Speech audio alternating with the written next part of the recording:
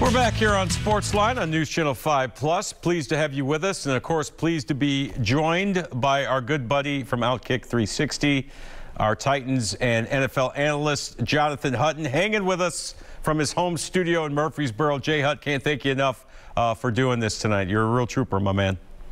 It was so rough coming up the steps and sitting down and turning my computer on tonight.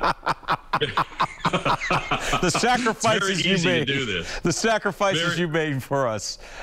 You and Steve know I have a home studio. It's really hard to tell you no. So, like, sorry, I'm watching Wheel of Fortune. I can't do it tonight, John. Well, sometimes you want to spend a nice quiet evening with your lovely wife, Claire, who please give us. She's thanking you. She thanks you for sending me away. We'll give her our best, please. Yes. Before we went to break, there will be a bit of a shakeup on Mike Vrabel's staff. He's letting 3 coaches go, and obviously the biggest name is Jim Haslett, the veteran inside linebackers coach, former head coach, longtime defensive coordinator. Hell, I'm old enough to remember Jonathan when he was a really good linebacker for the Buffalo Bills growing up in upstate New York watching Bills games. So what did you make of the moves, the coaching moves that Mike Vrabel made? Well, the first thing I thought was a lot of them are assistants to the assistant, right? Yeah. From the training staff on. So Haslett's the only position coach. And the first thing I thought of was, okay, he's got someone in mind that he's now going to pair with Zach Cunningham and with David Long Jr. And Monty Rice, too. First thing. And Monty Rice, yeah. And you're right. I shouldn't leave him out because he started to play well down the backstretch of the season. But that's the first thing I thought of. I didn't immediately think Haslett's out. But I did think of where has the development been with Jayon Brown and Rashaan Evans. Yep. Rashaan Evans, by the way, inactive for what's going to be his final game as a Titan. Healthy scratch. So where they were 2 years ago to where they are now, I mean, if they did anything, they took a step backwards in their overall play. I mean, Jayon Brown was passed by David Long before David got hurt, and Jayon is back to playing the role that he did the year that the Titans went on the AFC Championship run, which is more of a third down guy, and he got hurt his shoulder against New England. So I looked at the Haslett parting of ways as more of they're viewing this as an upgrade on whoever Vrabel has in mind. That's how I took it, and there's a new wave of starting backers that are coming in. It's pretty easy to go ahead and make the switch, and Vrabel knows that position just about as well as any. Obviously, based on what he played, but I mean, he's in the thick of it. So I didn't think there was much controversy there, to be honest. All right, so you did? No, I didn't at all. I didn't at all because I and the others are really hard to figure out because a lot of times the assistant offensive line coach maybe has a chance to be the O-line coach either at college or they part ways that way, and they just announce that they're not returning. So I don't know how all that goes down. Right. Now, when you look at the future of this team, obviously this roster is going to look different next year. You mentioned Jayon Brown and Rashaan Evans. I think they're both gone. Evans' deal is up. He didn't get the 5th-year option, which is, if you'd have told me that a couple of years ago that he wasn't going to get a second contract with the Tennessee Titans, I'd have told you were crazy. Jayon Brown came back on a 1-year deal, and, he'll probably be gone. I don't know if they're going to be able to re-sign Harold Landry. I think he's going to command a lot of money on the open market. By the way, he was named to the Pro Bowl today to replace, which Bosa is on the Chargers? Joey? Joey. Yeah, to replace Joey Bosa on the Chargers. Well-deserved Pro Bowl nod for Harold Landry. That's only going to up his stock this offseason. So I'd be shocked if he came back. Obviously, like you said, Brown and Evans are probably gone, but, that inside linebacker spot's in good hands. I don't, what would you say is the future of a guy like Jackrabbit Jenkins? I mean, who are some of the guys you think may not be back with the team next year? So Landry is a guy to me that they've got to bring back. Yeah. You drafted him. He's one of the success stories. And, he fits their mold. Quiet guy behind the scene, in front of the camera, right? Just head down, does his job. I think they like his mentality and the way he flourished this year, playing opposite or playing beside Jeffrey Simmons and Nico Autry. And then next year they get the healthy Dupree from the jump. There's too much to me to say, you know, Landry is someone you just let walk. I had heard, and there was a report out that during the season they were trying to negotiate with Landry's representation, which tells you they want him back.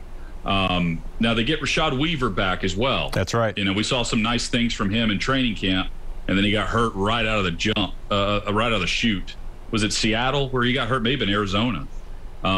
It was early, and so we didn't see anything from him, and we haven't heard anything from him. But Landry's probably getting, John, 4 years, $70 million. I mean, that's the going rate for his position. Sure. They've got the franchise tag too, but I don't think I don't know what they're doing cap wise. I like premier pass rushers in contract years, right? Like if you can extend that, he was worth whatever the franchise tag would have been for a pass rusher this year based on his production. He was great. The entire front was. They've got to keep that intact because you brought up Janoris Jenkins, Jackrabbit. I don't know if he's back. I saw some nice things from him throughout the season. I think they like his veteran mentality. Who knows about, you know, where we're headed with Farley? He's expected to come back, but I mean, I guess we can expect that. Who knows? They've been swinging and missing on the youth of their draft classes to where we sit and wait a year or two. So I bring all that up. You got Kristen Fulton, who's back, who's played well this year.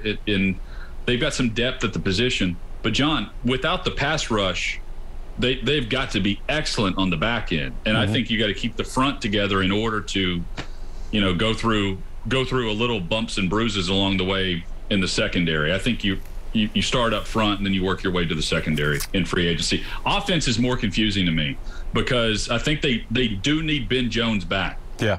But beside him, Saffold's going to command a lot of money, but they save money on the cap if they release him. Same goes for Taylor Lewan. So, but who do you get to replace them? Because Dylan Radins is a guard all of a sudden, and David Questenberry's a backup right tackle. I mean, that's his role, and he was in as a starting right tackle this year. I think they'd like Radins to play right tackle, but they won't commit to that. And if you do that, what are you doing at left tackle? You starting a rookie? Are you going out and signing big money because you're already paying Lewan? There's a lot of moving parts to that, and they're going to have to make some moves in order to sign guys like Harold Landry. You're right, Jay Hutt. It's going to be an interesting offseason for the Tennessee Titans. All right, well, the Titans loss notwithstanding, this was the most exciting weekend of football. I've been watching ball for over 40 years. All 4 games were absolutely incredible. Have you ever in your life, Jay Hutt, seen a weekend like the one we just saw? No, not with the excitement, down to the wire thrillers that we saw. You know, you had the first 3 that ended on a field goal, and the third of the 3, let's just go to Sunday. The comeback by the GOAT, by, you know, what do you call him? The greatest living American, Tom Brady. Yeah. Yes. To have the comeback the way they did, down 27-3 and tie the game, and then Stafford stepping up and making a massive throw down the middle, like that was his moment. You know, we discussed quarterbacks in their moments. The guy's never been in that situation in the playoffs. Great player, but he's been playing for Detroit. He gets his moment and he steps up and makes a huge throw. For, you know, those passing catches and some of the defensive efforts that we saw, that's what made the first 3 games.